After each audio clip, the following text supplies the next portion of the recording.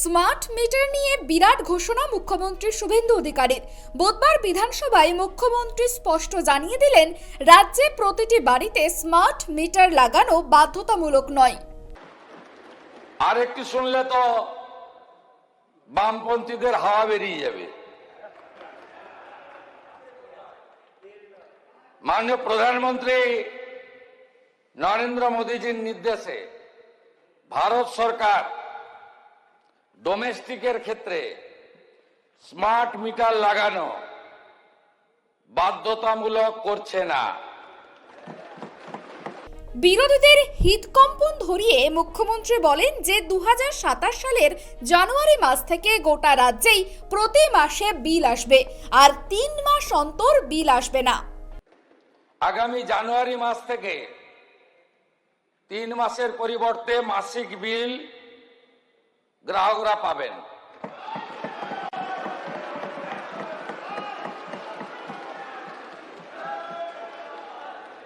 গ্রামীণ এলাকায় night mobile van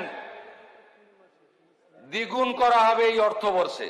এদিন বিধানসভা থেকে বক্রেশ্বরের নতুন তাপবিদ্যুৎ কেন্দ্রের ঘোষণা করলেন মুখ্যমন্ত্রী শুভেন্দু অধিকারী। সুপার ক্রিটিক্যাল তাপবিদ্যুৎ প্রকল্প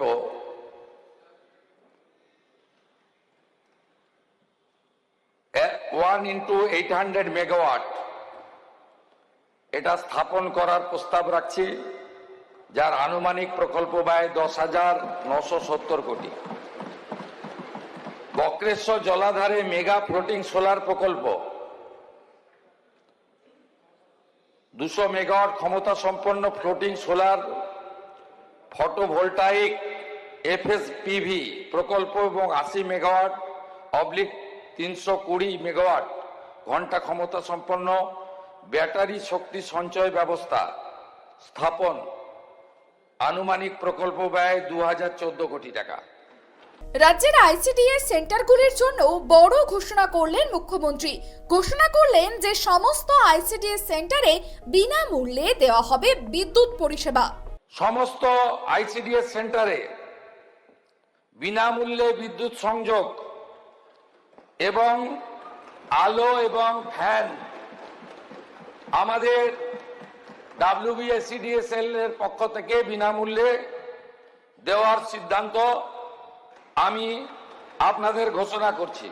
সাধারণ মানুষের স্বার্থকে প্রাধান্য দিয়ে এবং বিদ্যুৎ পরিষেবা আরো সহজ করতে মুখ্যমন্ত্রীর এই ঘোষণাগুলি অত্যন্ত তাৎপর্যপূর্ণ বলেই মনে করছে রাজনৈতিক মহল। বিধানসভায় দাঁড়িয়ে নেওয়া এই একাধিক জনমুখী সিদ্ধান্ত রাজ্যের পরিকাঠামো উন্নয়নে বড় ভূমিকা নেবে বলেই আশা করা হচ্ছে।